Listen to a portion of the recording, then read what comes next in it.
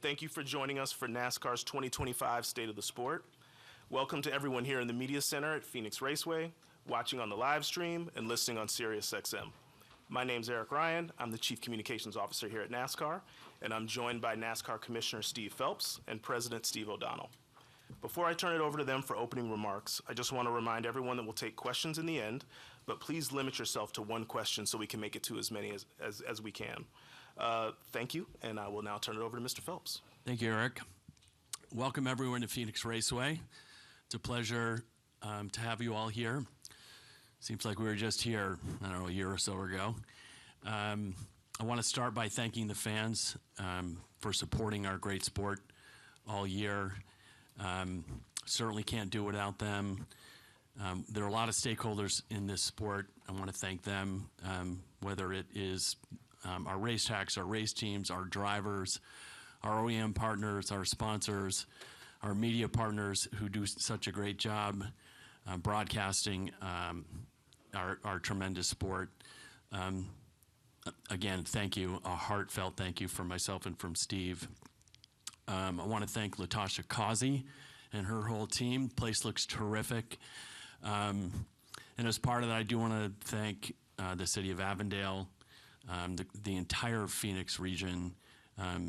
You guys for 6 years have put on, just such an incredible an opportunity for us to be here. It's just incredible. And Latasha, you've done an amazing job. And although, after 6 years, we are going to have our championship next year in Miami as then part of a rotating piece.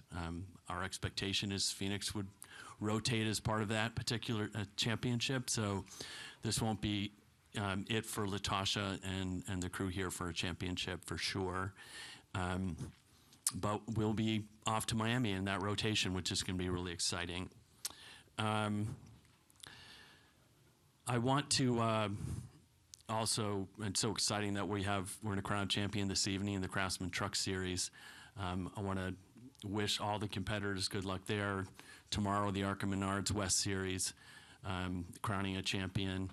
Our Xfinity Series tomorrow evening and crowning a champion there, and obviously our Cup Series on Sunday. All of them deserving to be here. I know there's lots of questions about future formats and whether that's going to change. We don't have a lot to talk about today on that front. With that said, we're going to concentrate on the championships this weekend, and we're excited about what we're going to put on for the race fans for sure.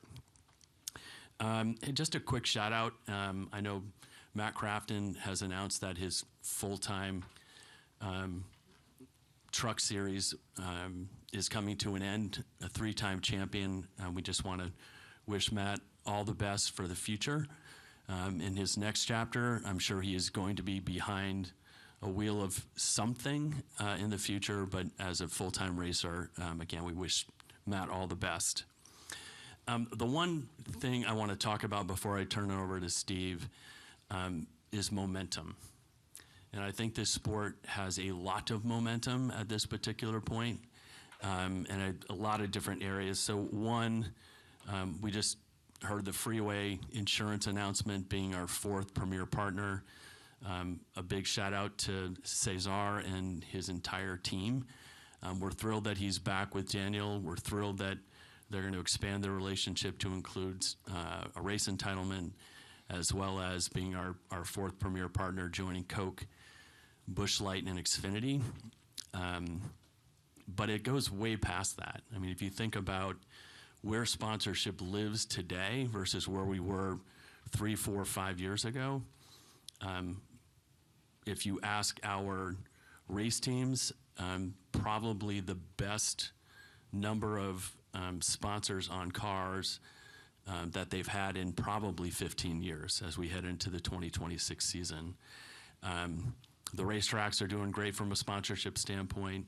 I think after a couple of years of, kind of at the league level, at the NASCAR level, I think we're a little bit behind.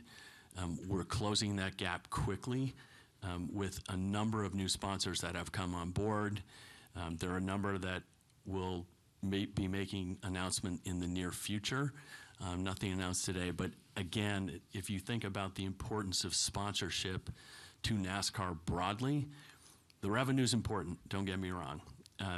But it's what the sponsors do to showcase our sport to their customer base or their B2B base and bringing them to the racetrack and experience the sport. It's important. NASCAR's growth in the 90s and 2000s was largely built on sponsorship. And so for us to have this sponsorship come back to the level it had is very gratifying and heartwarming. We had a question last year in this room about driver star power.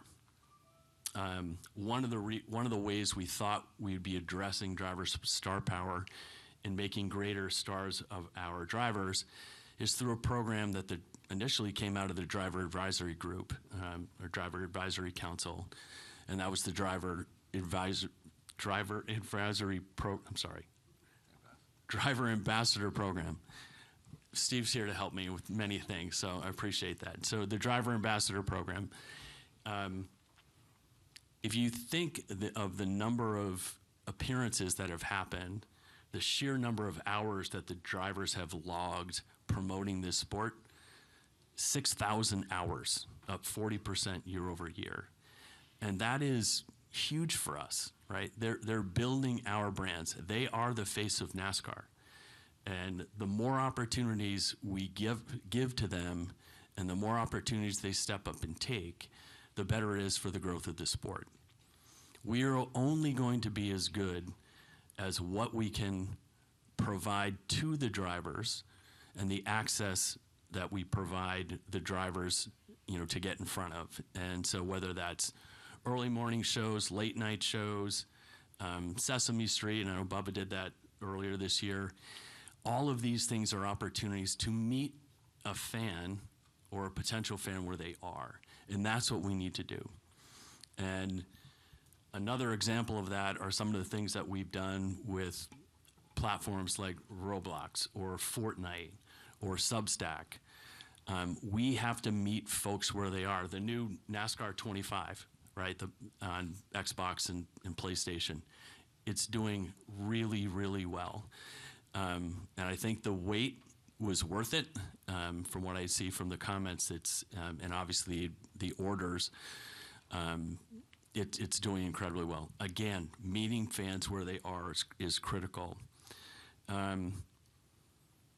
Another thing that I think is really important in addition to all of that, and again, meeting where they are, is the use of data. So data doesn't sound super sexy, but understanding who our fans are in a database or a data warehouse that's over 20 million strong is an opportunity for us to use the production facility that we have, that we built, world-class, that is producing better content and more content, which is why our digital and social numbers are the highest they've ever been.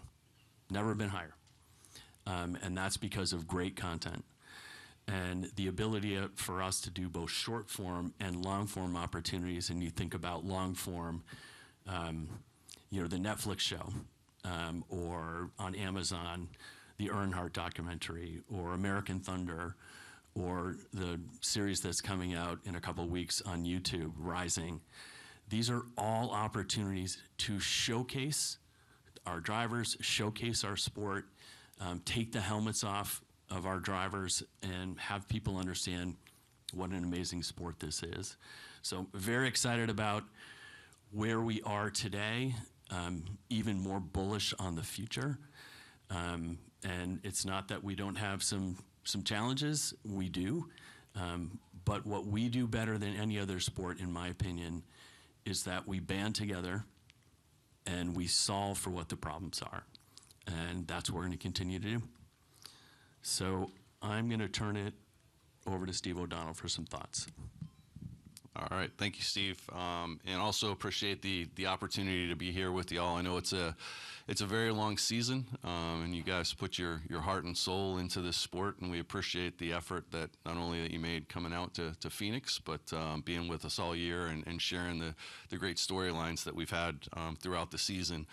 And also, want to congratulate all the drivers competing for a championship. I think it's important to note that this isn't just our national series. We've got the ARCA Menards West Series here as well. And when you look at the talent that's coming up, not only through our touring series, Ron Drager at ARCA, and what Ben and Joey are doing, working on our other touring series, really starting to see a steady pipeline of drivers coming into the sport.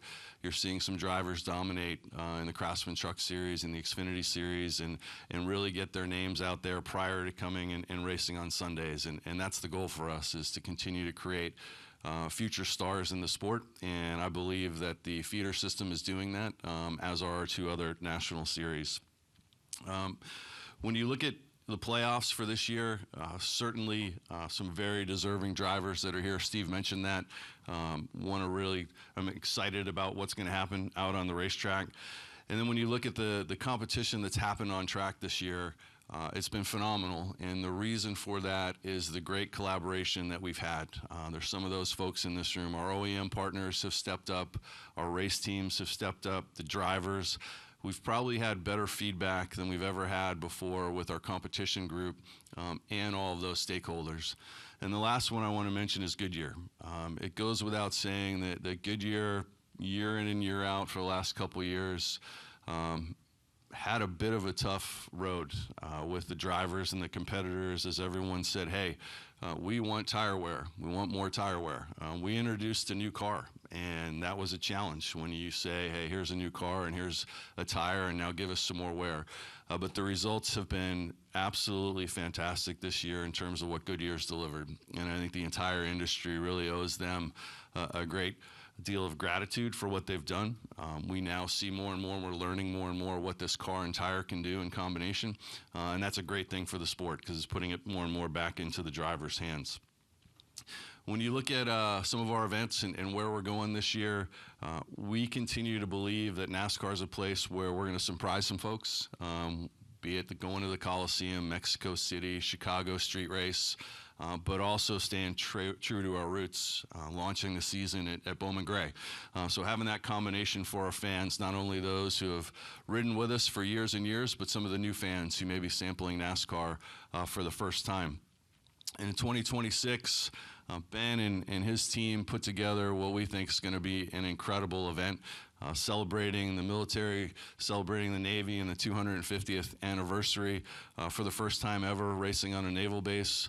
And when you ask, why is that important? What are you seeing? We're already seeing 70% new fans.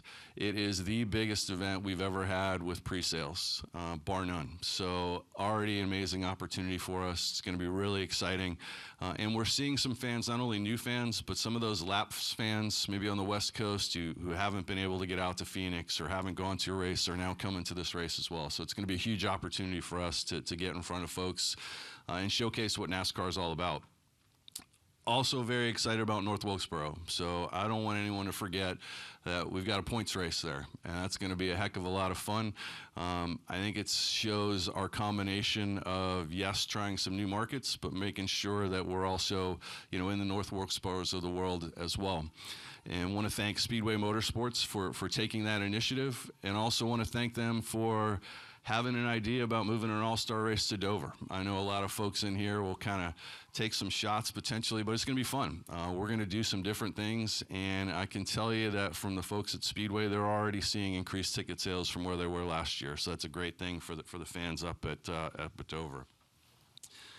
So a couple things on competition, and then turn it back over to Steve. Certainly, our fan base is very vocal, and that is a great thing, because if our fan base was quiet, we know we would be in trouble. They're passionate, and they let us know where they want to see things. One of those was around horsepower, and drivers in the industry all wanting to add horsepower, especially to our short tracks, and really look at what we could do to put some more back in the driver's hands. So working with the teams, especially the engine builders, who I would say a big thank you to. It's not as easy as it seems.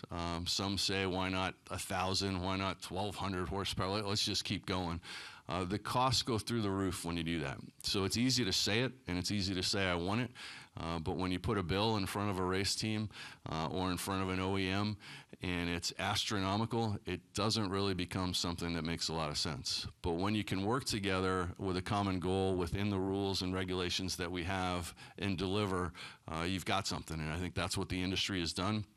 We'll learn a lot. We've got an off-season test at North Wilkesboro, so we'll be able to go there not only with the horsepower and tire combination, we'll look at some different aero things as well, nothing to announce, but we're able to now start experimenting and look at some different options as well.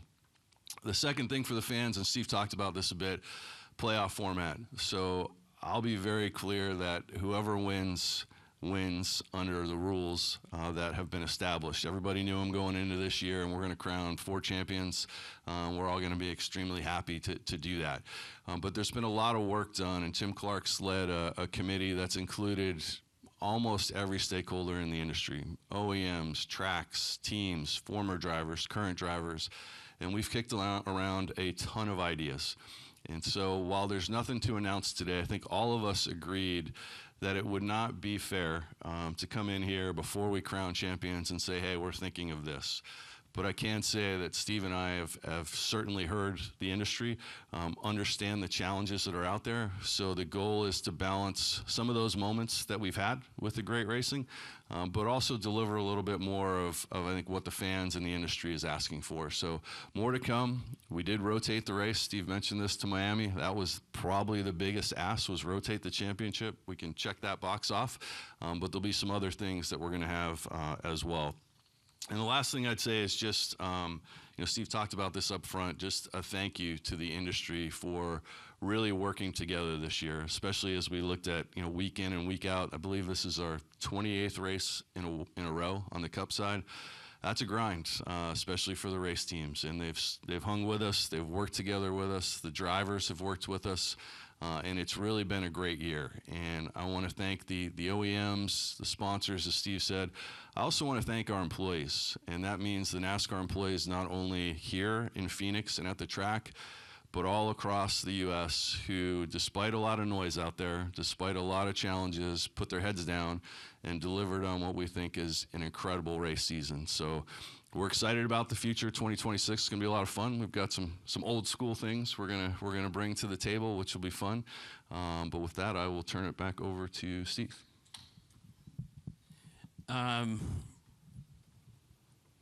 So I'm sure there are some questions that you all may have relative to the lawsuit that is ongoing. I typically do not read prepared statements, but I want to make sure I get the words correct and give you some context. There was some unsealing of documents the other day that had some financials in it.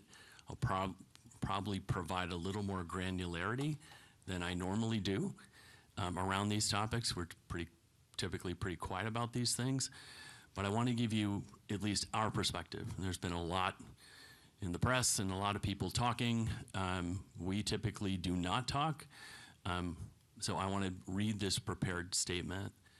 What I will tell you, as I told you last year with ongoing litigation, we are not going to answer questions. So I'm hoping that what I read to you today will give you some context, a little more perspective from where we're sitting. And again, I would ask you to respect by not asking questions and not using your question on something that we cannot answer or are unwilling to answer at this point. So since I'm going to read, I have to take out my glasses. Oh, please. Terrible getting old. Okay, in each of the past 2 years, I've sat here and told you the same thing. Healthy race teams are critical to our sport. And we've been true to our word. From the outset, we've been clear, this is not an antitrust case. The 2025 Charter Agreement is an improvement on the 2016 framework with enhancements that reflect real progress for teams and the sport, including over $3 billion in guaranteed payments to the teams. Enterprise value that is roughly $1.5 billion now to the race teams. guaranteed starting positions each week that allow teams to sell sponsorship on the best billboards in sports, the next-gen car, and charters guaranteed for 14 years until at least 2039, plus an obligation to negotiate in good faith beyond that. The bottom line here is NASCAR is committed to charters. I also want to be clear, the France family started NASCAR in 1948 using their own resources, grit and ingenuity. They have taken countless personal and financial risks, investing billions of dollars and untold hours into growing this sport to create the opportunity for teams to race in front of fans for nearly 8 decades. We are proud of what we've built for fans together with the race teams, especially since the charters were introduced. As you saw in the race team declarations, the charter system is a critical part of the sport and something we created with and for the teams, and will continue to defend and preserve it. Make no mistake, the lawsuit puts this at risk. We remain committed to doing what is best for the sport of stock car racing, for the race teams we partner with, the many stakeholders who engage with it, the people throughout the garage that depend on it, and of course the millions of fans that love it like we do, and just want to see more of the best racing in our history. Although we'd prefer this lawsuit was never brought to us, we remain confident in our case before a jury, and if necessary, at the Fourth Circuit. We remain optimistic that we can continue to work towards a resolution to this litigation that allows us to return our focus to racing, which is what we all want. The financials of this sport have been unsealed and made available to the court. It may sound counterintuitive, but that's not something we at NASCAR are hiding from. In fact, I encourage you to really think about what you're seeing and how it comes to life each weekend for fans, partners, and race teams. Our goal has always been to create the best fan and partner experience in sports, and we invest in that every year through our people, our tracks, the racing product, and how we run the business. It's been a guiding principle for almost 80 years and 4 generations of France family stewardship. With that in mind, I'd like to highlight a few fundamental points about this litigation, the business of NASCAR. NASCAR is more than just the Cup Series. Our business includes other national series, and we support both regional and international series. Our sport is built on families, relationships, and trust that we earn every day. We depend on each other as partners, promoters, and fan ambassadors for motorsports, and some of them accepted less to accommodate the new charter agreement. Families like the Smith family, who run Speedway Motorsports, the Mattioli family at Pocono, and Roger Penske at Indianapolis Motor Speedway. NASCAR's balance sheet has more than $1.2 billion in invested capital, meaning the vast majority of what we make is invested back into the sport, our race teams, and our people. It's the core principle of how we operate and a recognition of our importance in motorsports broadly. Between track operations, new races, safety administration of the sport, charter payments, and taxes across our multi-state operations, our role as the sanctioning body requires tremendous and often unpredictable expenses. Ensuring we have adequate funds to cover unforeseen circumstances or opportunistic expansion is critical and responsible business. We have significant debt payments from the IC merger that transformed our business and our schedule, as well as other business critical liabilities that ensure we can operate the sport year to year. We aren't like other sports in this regard. We have unique commitments. Teams receive about $1.1 billion per year from their sponsors and from NASCAR combined. In the charter negotiation, we'd hope to better align our collective futures around a model that facilitates mutual growth through 3 main ideas: increased revenues for the teams, which has happened; agreed upon cost structure, cost of materials for building their cars is down about 40%, and we work with teams on a cost structure, but haven't yet come up with a formula that we agree upon. And then the driver ambassador program, incenting driver participation to join us in growing the sport. We believe our charters are fair and equitable. We did our best to support the race teams without destabilizing our sport and compromising our ability to deliver for fans well into the future. NASCAR is fully aligned with our race team partners who've submitted declarations hoping to end this litigation. We are trying our hardest. I'm trying my hardest, both a fan as well as the commissioner of this sport that I've loved since I was 5 years old.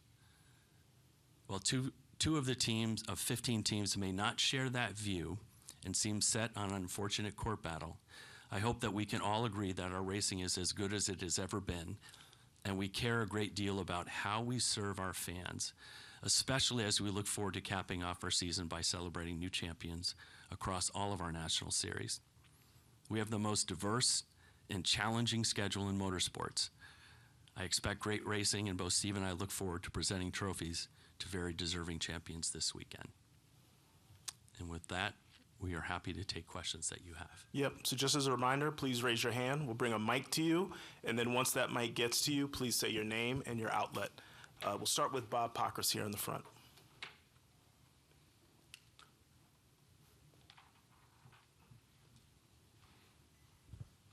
Bob Pockrass, Fox Sports. How do you build confidence with fans and sponsors and potential team investors in a sport that has been portrayed as having a questionable economic model and with so much internal and private thoughts recently exposed from both the NASCAR and team officials?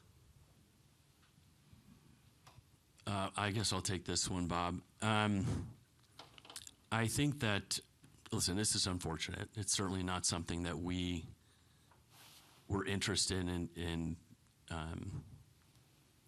having happen, but it's happened. I would say that the comments that Steve and I made up front were meant to show that this sport is both resilient as well as a significant amount of amazing things that are happening.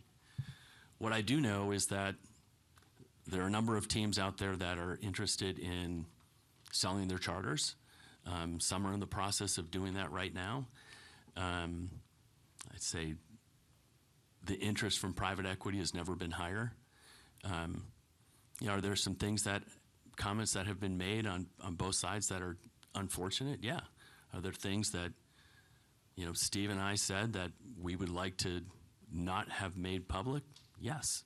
And I'm sure there are things that 2311 and Front Row also feel that way, Bob. But what I do know is this is an amazing sport. We are a very resilient sport. We have asked our employees, all of them, to Steve's point, to put your head down and grow this sport. And that's what we've done. And I don't think a lawsuit or anything else is going to ultimately pull against the overall success of the sport as we move forward. Okay, thank you. Next, we'll go to Jordan Bianchi. Jordan Bianchi with The Athletic. This question is for one or both of you. When you compare TV ratings for a race being on either broadcast or cable, there is a noticeable difference in that number. What level of concern is there about this, since this is year one of a 7-year deal? Yeah, it's a good question, Jordan, and I should have addressed that in my upfront, which I intended to do. When the season started, because of the distribution changes to be less broadcast heavy and more cable heavy and streaming, we knew we were going to have a reset. And we had projected that reset and told everyone in our industry that reset would be between 14 and 15% in Cup. We also told them we'd probably have double-digit increase in Xfinity. And then trucks would be where trucks are because the distribution stayed the same primarily on FS1 and some Fox. So right now as we sit, our ratings in Cup are down 14%, exactly what we predicted. So, I think the Fox portion of the season was really strong in terms of how they did from a ratings perspective. I think that Xfinity exceeded a lot of, kind of experts' opinions about what their audience would be. We surmised that the audience makeup of Amazon would be younger than it was by about 6 years. And then the production value that, Fox and NBC have had traditionally, amazing. And then, everyone just raised their game. Amazon's production was tremendous, and Turner Sports was tremendous. NBC already had a high bar, right? The turn numbers were slightly softer than we thought they would be, slightly, but in line with the projections. I would say the cable portion of the NBC package has been a little softer than we had expected. Bounce back on the NBC races, and I think we'll have a decent rating here on Sunday. So again, the expectation moving forward, now that we have had the reset, is that we are going to grow. And we're going to grow because we have the best racing in the world. Our stars are going to be more out there. We're creating better content, all the things that make fandom. So again, are we concerned about where the ratings are? No, it's exactly where we thought they'd be. Okay, next we'll go to Kelly, and then we'll go to Jenna, and then we'll go to John Newby after that. Kelly Crandall, Racer.com. I'm not sure who this is best for, so either one of you, please. There was a change in race control earlier this year on the Cup side with Jusan leaving. Anything you can share about what happened there, or what are the plans, at least going forward, for race control of who will be up there? And again, just plans. Yeah, nothing I can share other than, it was an internal personnel matter, and wish Jusan well, did a great job for us. Tim Berman is calling the races. And I think I'd probably be remiss, and I'll knock on wood here, but I answered 2 years in a row. I was up here answering officiating questions about missed calls, bad calls. I don't think Elton Sawyer has been behind the hauler once this year, and so I want to give a bit of a tribute to the team. Of course, anything can happen, right, this weekend, but I think those guys deserve some acknowledgement for really doing a hell of a job throughout the year, and I think our competitors would share that as well. Okay, with Jenna next. Hi, Jenna Fryer, AP. I want to clarify up front, I'm not asking like a gotcha contentious question.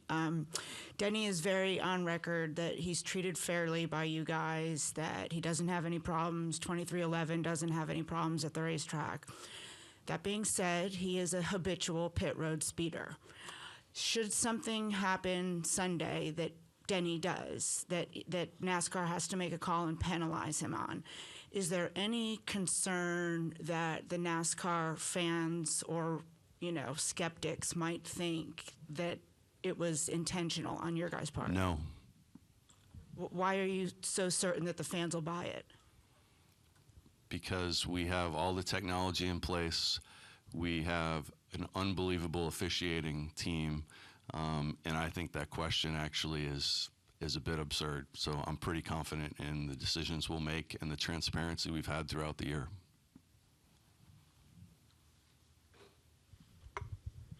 John Newby, Fanbuzz. With the Daytona 500 moving a week later next season, is that something you guys anticipate could happen more permanently if the NFL keeps pushing their Super Bowl further and further?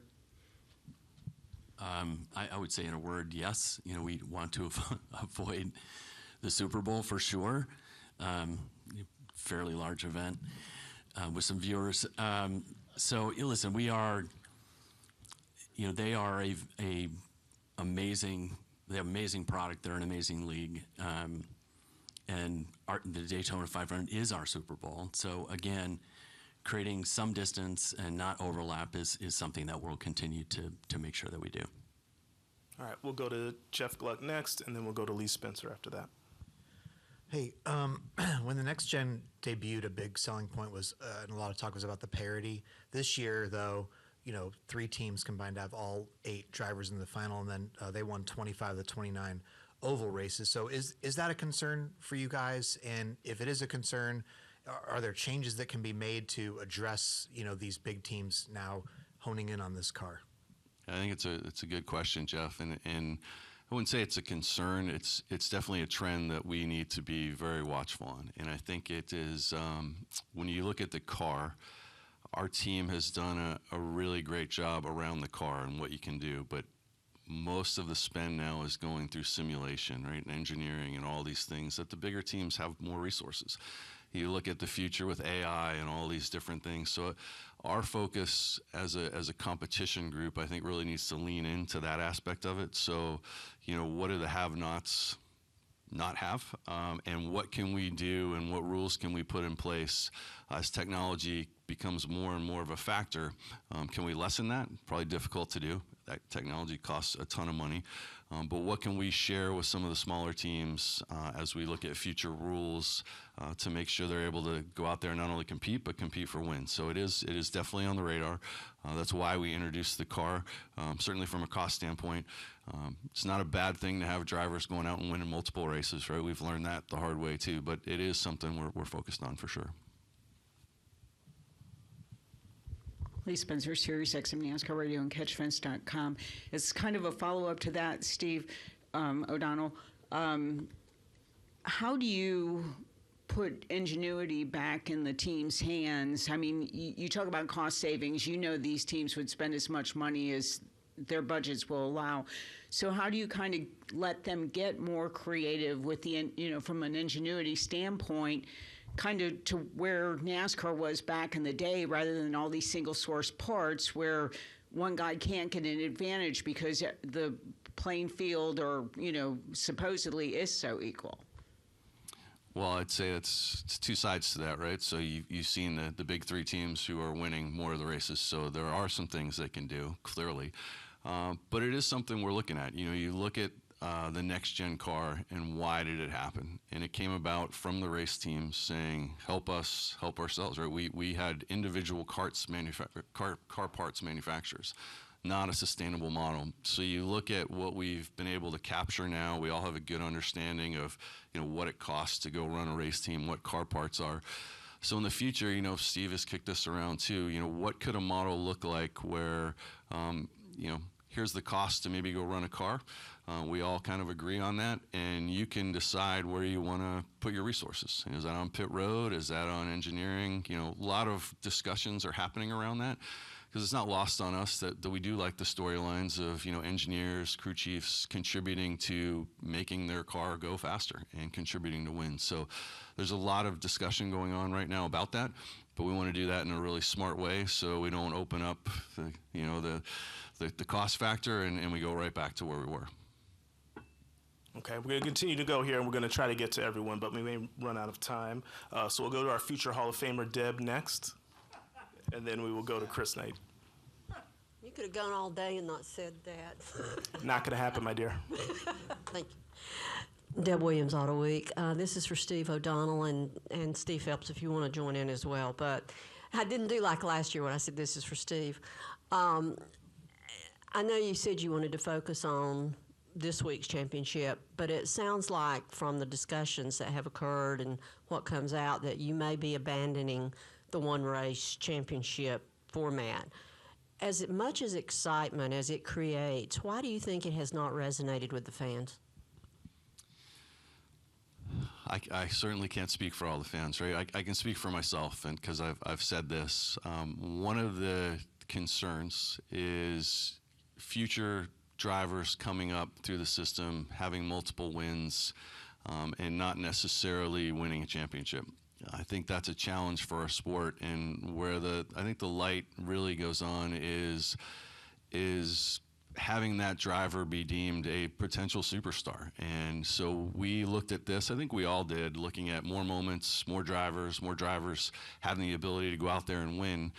And that maybe takes away from the one driver story. And, it's probably harder to write just the one driver story over and over again, but it does create a real star. And I think that's something that as you look at the future of the sport, making sure that a driver who has delivered all season long has the ability to be named a champion and not have something maybe come down to one race. So that's really been the focal point is we want to reward winning. We're going to continue to do that, whatever model we come up with.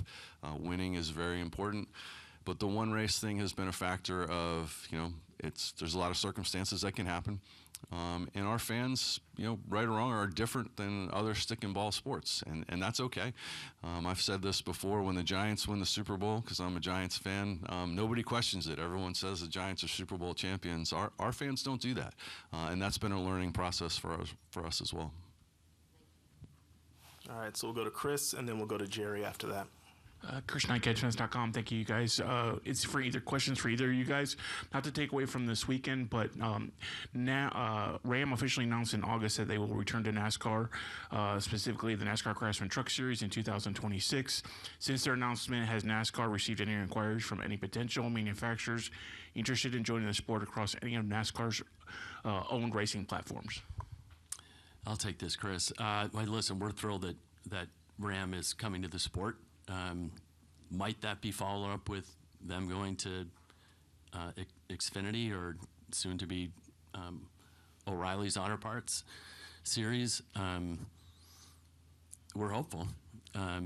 Is it what we do know?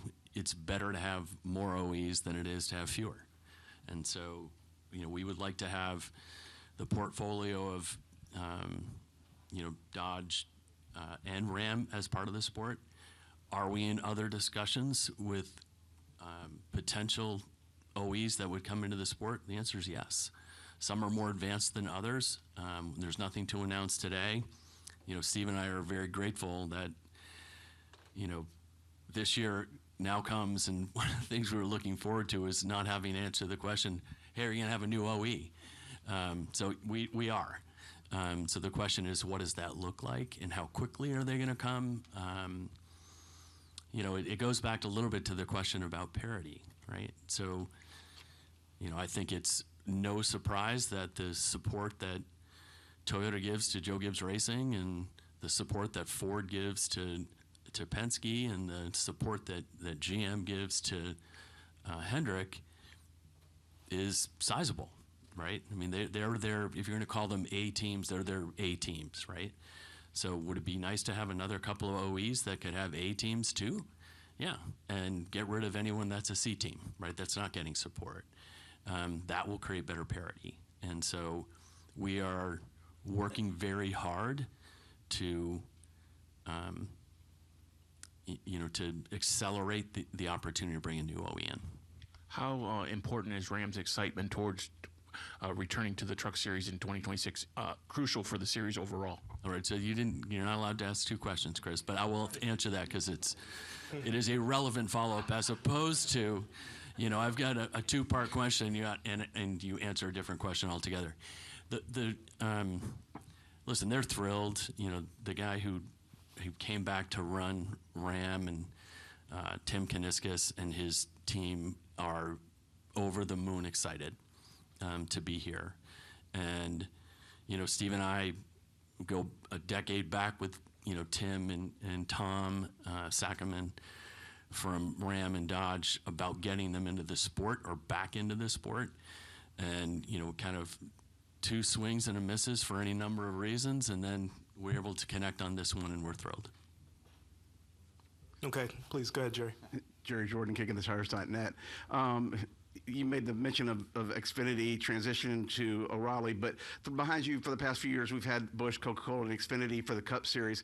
With the potential of a new championship format, have you all given thought and consideration to adding and expanding to that list or going back to an entitlement sponsorship for the entire series?